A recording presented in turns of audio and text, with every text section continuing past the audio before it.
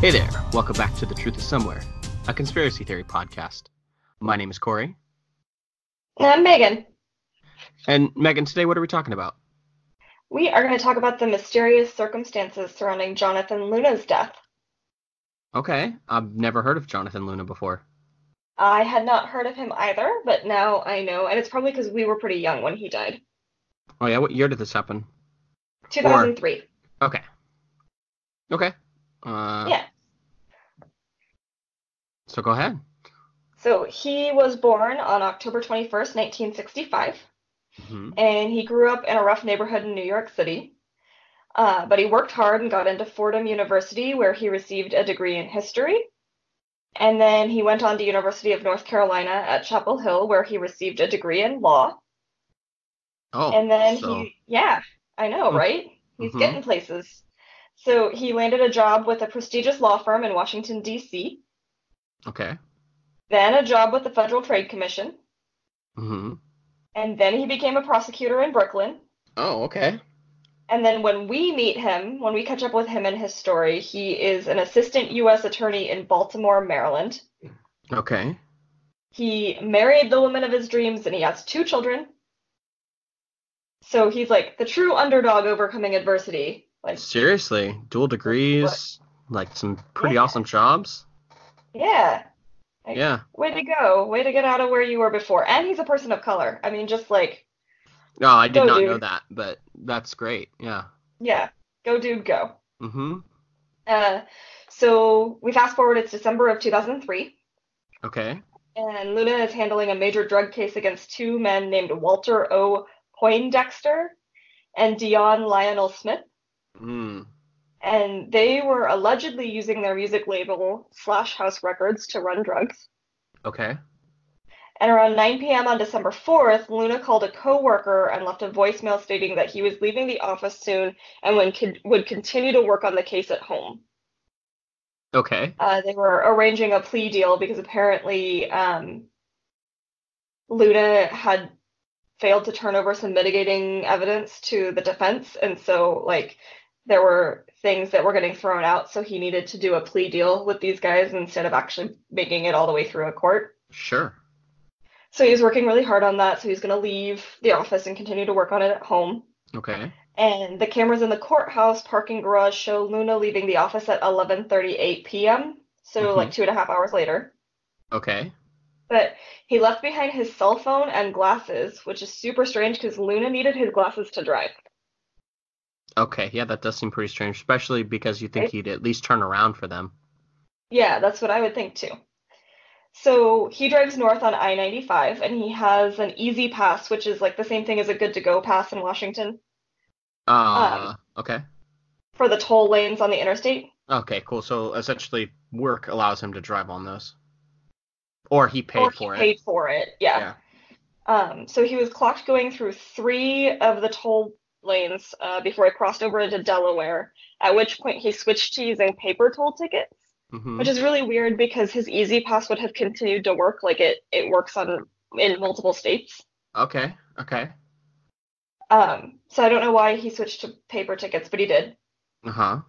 At 12:57 a.m., Luna stopped at an ATM in Newark, Delaware, and withdrew $200 in cash. Okay. At 2:37 a.m., toll records showed that Luna entered the New Jersey Turnpike at interchange 6A from New Jersey Route 130. Traveling to this location from the Newark ATM should have only taken about 45 minutes, so we have about an hour of time where Luna's whereabouts are unknown. Uh-huh. At 2:47 a.m., Luna crossed over the Delaware River toll bridge and entered the Pennsylvania Turnpike at interchange 359 before heading west. Sure. And then at 3:30 a.m., Luna stopped at a gas station where he purchased 2 tanks of gas on a credit card. Mm-hmm. It's unknown if he was traveling with anyone else or another vehicle, but it's really weird that he got 2 tanks of gas. Right. It's really weird that he's doing this at all, right? Yeah, like he shouldn't be driving that far in the dark without his glasses. Yeah, and that late. Yeah. So, and after he had called his coworker and was like, I'm going home. Mm-hmm. So the store clerk from the gas station remembers Luna buying a soda and a bottle of water and that he appeared very calm. Interesting. At 4:04 a.m., Luna exited the Pennsylvania Turnpike and turned in a paper toll ticket at the Reading-Lancaster interchange. And I just want to mention to our listeners, because this is so nuts to me, that this man has been in 4 states in roughly 4 hours. Right. Well, I mean, 'Cause, like, that's East Coast for you. yeah, we can't even get through Washington in 4 hours. No. This is Mm-mm. a totally different world. That's just crazy that he went through that many states in 4 hours. Um, so it's 5:30 a.m. now, Uh-huh. and an employee at Sensing and Weaver Well Drilling found Luna's car at a creek in Denver, Pennsylvania. Okay. And the engine was still running, Mm-hmm. and there appeared to be blood smeared on the car, on the front, like the front end of the car, and on the driver's side door. So the employee also finds a puddle of blood on the back seat, driver's side, as well as $200 in cash scattered around the car. Hmm. And then the employee called over a coworker, and the two of them found Luna lying face down in the mud of the creek. Interesting. What about the gas? I don't know. Obviously, part of it was in his car, right? Well, sure. Yeah, I guess that would make sense. Because it I says just two tanks of gas. Oh, I assumed like I get it. Okay. Yeah. So I assumed like the red portable gas Oh, I see what cans. you're saying. Yeah, yeah. No, it was like 2 full tanks of gas. I get it. Okay. Um, Authorities found that Luna had been stabbed 36 times, Mm-hmm. but the water in his lungs indicated that his actual cause of death was drowning in the creek. Oh, sure. Yeah. Yeah. 6 weeks later, Luna's own pen knife was found next to a rock in the creek and was determined to be the knife used in all 36 stab wounds. Damn. Yep. There's no way he stabbed himself 36 times. Well, au contraire, mein frere. Well, unless like they're in the leg or the arm. Like, I don't know. It seems real crazy that someone would be able to stab themselves in the body 36 times. I feel you. I do. I Uh-huh. feel you. So did the local coroner, Okay. because the local coroner ruled the death a homicide, Okay. Yeah. because the local coroner noted that there were defensive wounds on his hands and wrists that were Mm. so bad that it forced Luna's family to bury him wearing gloves. Oh, wow. Yeah. And then authorities believe that Luna had been kidnapped from the courthouse and driven to this remote location to be killed. Mm-hmm. But because the murder trail crossed state boundaries, the FBI became involved. Of course, yeah. hmm And the FBI felt that Luna had actually committed suicide. What? Yeah, I know, right? So they claimed that Luna's body exhibited shallow cuts consistent with hesitation wounds, Hmm. but the local coroner said that they were consistent with torture. Okay. Yeah. And then the FBI stated that a penknife was not a weapon that was normally used in a homicide, but was more consistent with suicide. I mean, I would agree with that, but I think that in a homicide, people are going to use whatever they want to make it look like a suicide. Right. But also 36 times. 36 times, and he had slashes on his hands? Yeah. Like, Well, the FBI tried to claim that he didn't, but the coroner was like, "Yes, he did." so I wonder if like the FBI didn't really want to deal with it. So they're just like, yeah, this is what happened. We have to Yeah. say something about it, but this is not something that we want to put our time towards. Well, but it's crazy though, because the FBI went so far as to request that the coroner change the cause of death. But Well, they the don't want to coroner look again was wrong. like, the coroner literally said that Luna's hands had been, quote, shredded. Wow. And then, in addition to that, there are things I have not told you yet. Mm-hmm. His scrotum and throat had both been slashed. Oh, Jesus. His scrotum. Do you really think this man slashed his own scrotum? No. No. Also, there was a stab wound that was between his shoulder blades. What? How do you stab yourself between your own shoulder blades?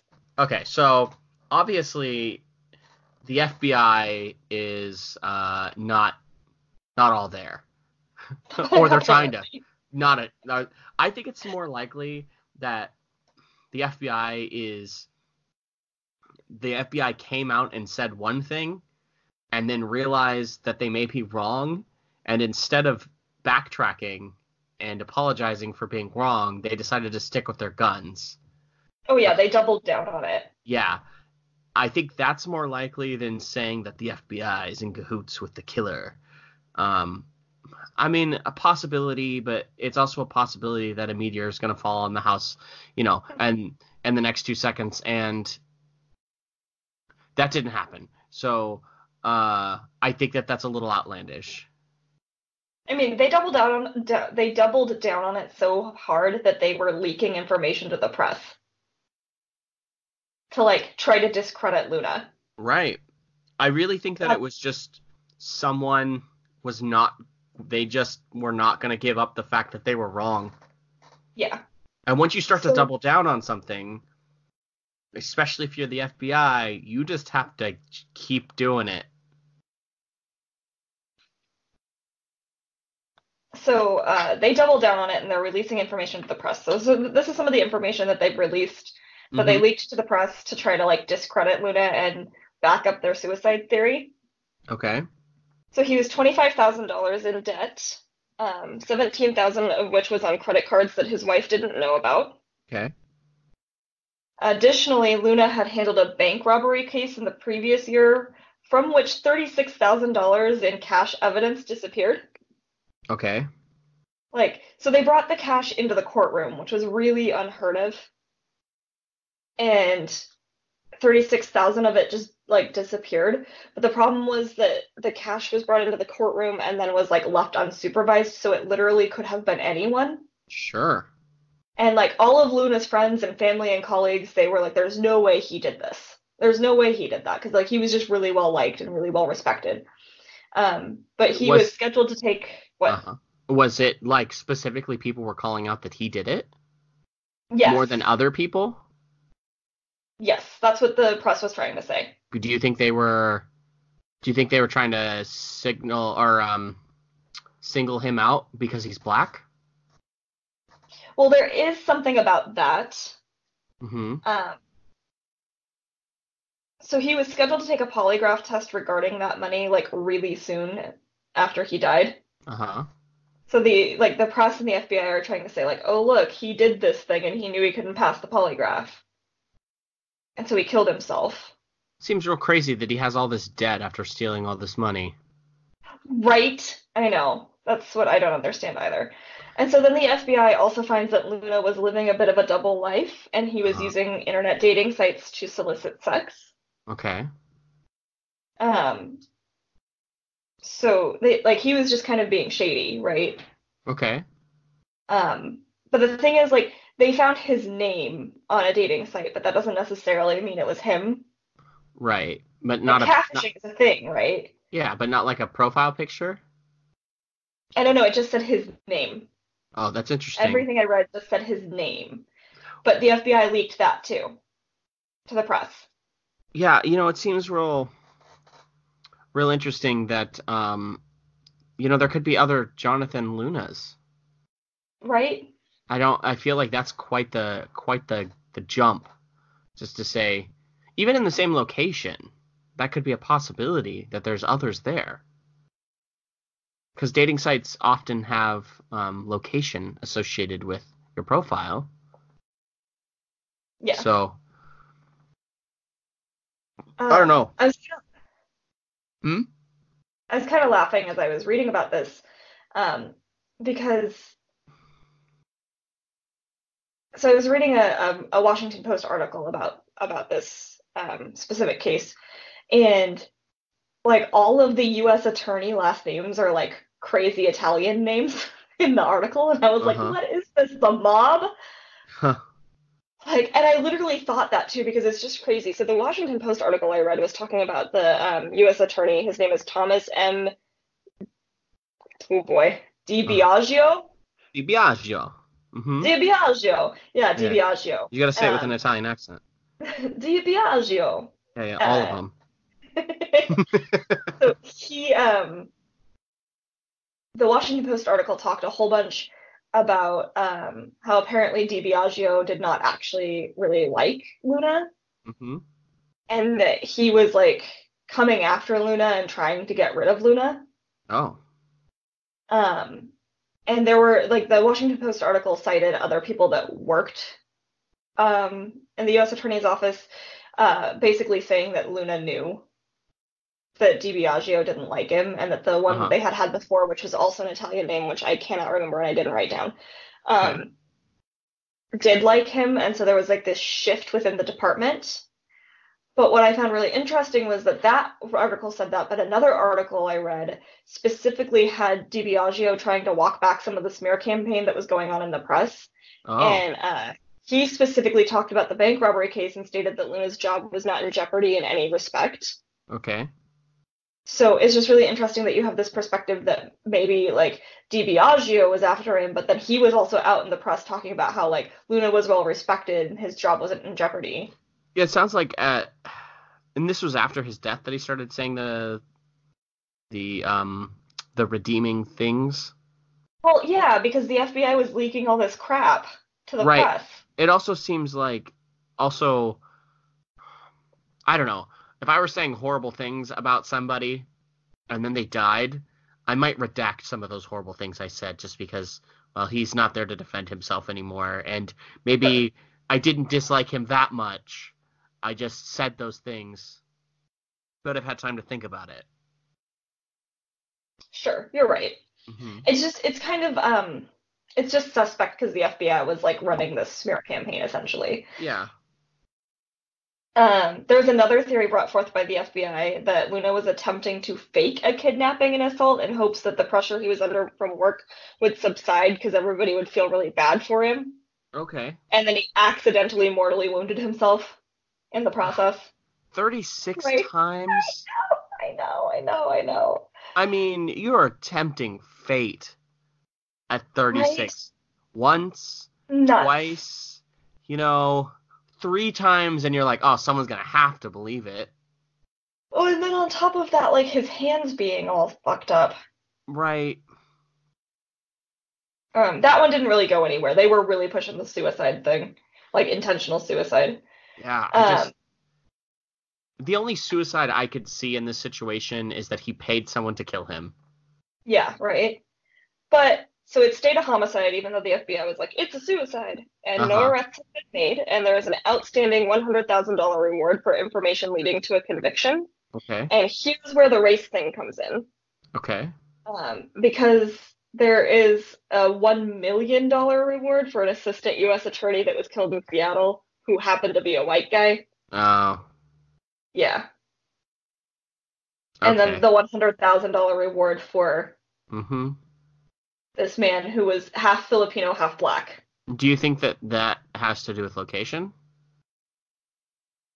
I mean, maybe because Seattle's really progressive. And Yeah, I mean, I I don't know don't about nec- Baltimore. I'm not I'm trying to take race out of that situation and question like I'm not saying that's not a factor. But I'm trying to look at it as if maybe that wasn't a factor, um,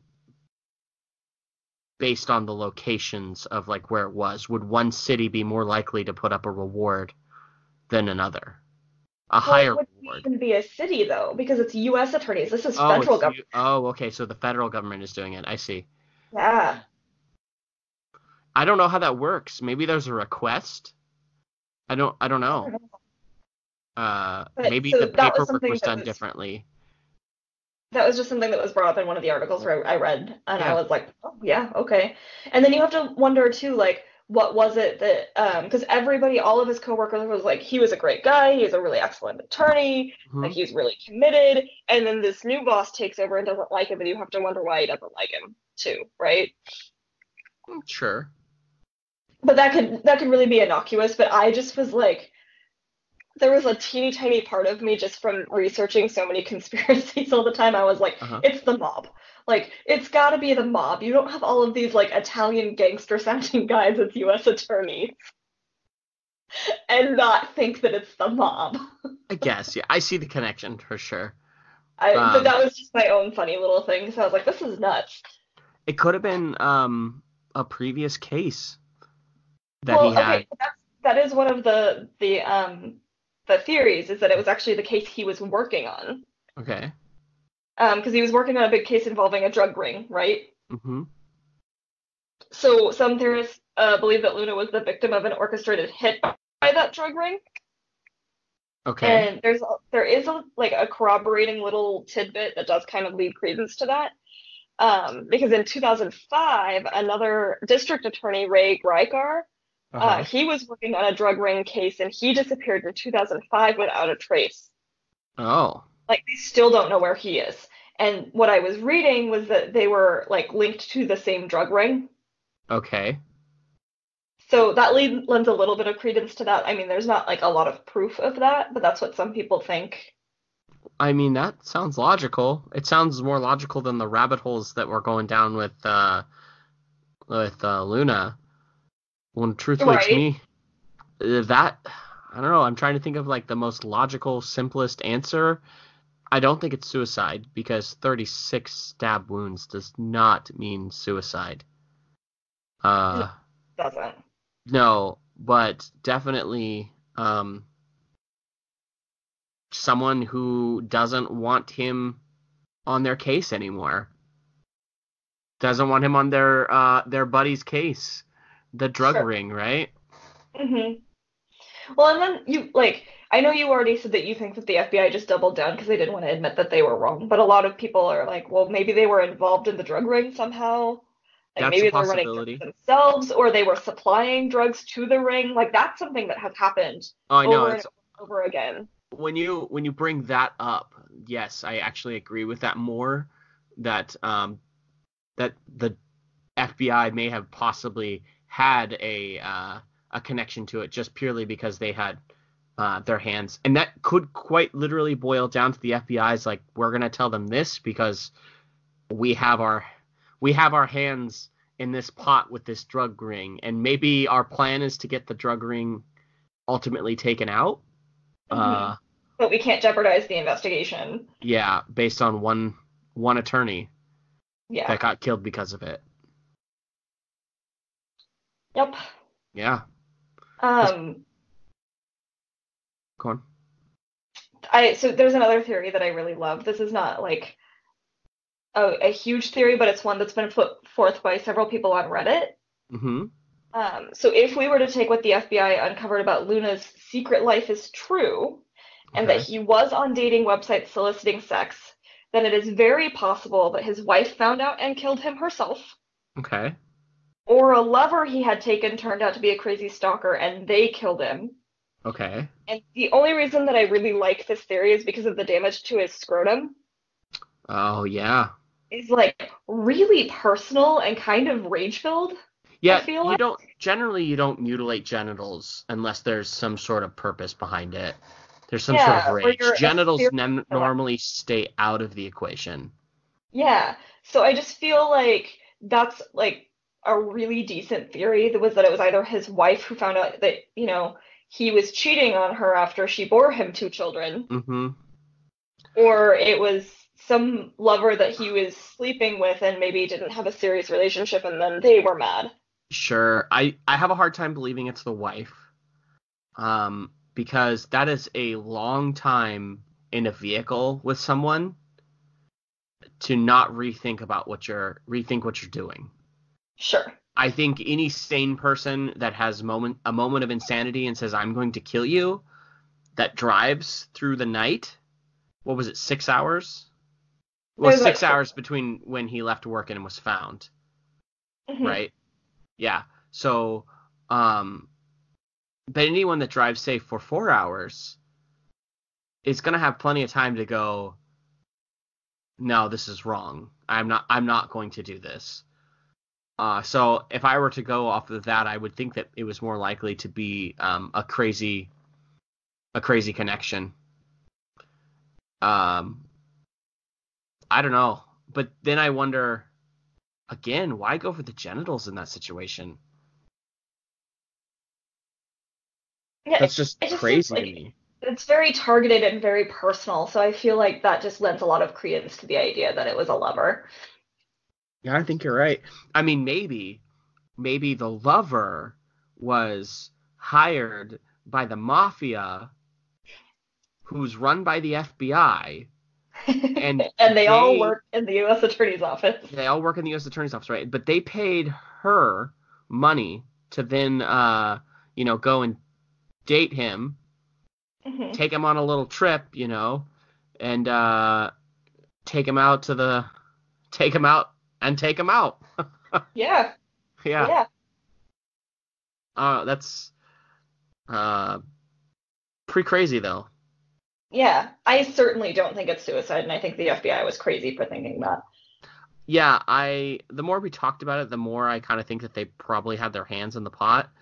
I usually try to give the benefit of the doubt to the FBI as to whether, they have a evil or malicious intention. Hmm. I'm more likely to believe that the FBI definitely had their hands in this. They definitely were pulling some strings, and they didn't want those strings to be exposed. Because that one could mean that they're being exposed for doing the things that they're doing, which on the surface can look bad. Hmm. And also could get all the work that they've done shut down. Yeah, it could jeopardize an investigation for sure. Right. And who knows, maybe he died and there's a whole slew of stuff that we don't know about that was uncovered that the FBI was able to do. Maybe they shut down several drug rings because of it and more lives were Yeah. saved, but the one life we see go was an unfortunate side effect. Yeah. Yeah. But that is the crazy death of Jonathan Luna. Yeah, I mean, at least he got to see a couple states before he died. That's horrible. It is, but I don't know. What am I supposed to say? Yeah, poor guy. Other than Jonathan Luna did not kill himself. I don't know. Well, Jonathan Luna most assuredly did not kill himself. I don't understand how someone could think. I mean, 36 times. 36 times, horrible hand injuries, and genital. And stabbed between the shoulder blades. Right. Hold on, I'm going to stab myself between the shoulder blades. That's like a real slow, like, oh, I missed. Hold on. I'm going to do it again. And then I don't know, just not happening. Don't believe it. Nope, not for 1 minute. No way. No way. No Forget way. about it. Not my knife, not my problem. Oh, wait, that is my knife. Guess it's my problem. Guess that's my problem. Yeah. Anyway, that is what I've got for you. Okay. Pretty crazy. Yeah, pretty crazy. You can find us on Facebook, Twitter, and Instagram at TTIS Podcast. You can also find the Facebook group. Just search for TTIS Podcast Group. If you have questions, comments, concerns, you just want to drop by and say hello, you can email us at thetruthissomewherepodcast@gmail.com. If you like what we're doing, hop on over to iTunes, Apple Podcasts, the little purple icon, whatever it is you want to call it. Leave us a positive review there. If you really like what we're doing, you can jump on over to Patreon. It's also TTIS Podcast there. Mm-hmm. You get cool merch, you get cool bonus content, you get the episodes early, you get all the cool stuff over there. So jump over there and take a look. Right. If you just want to buy some merch, it's thetruthissomewhere.threadless.com. If you want to see the show notes and links to the information I've used, that's at thetruthissomewhere.com. Yeah. Yeah, that's it. The truth is somewhere, guys. Keep looking. Bye-bye.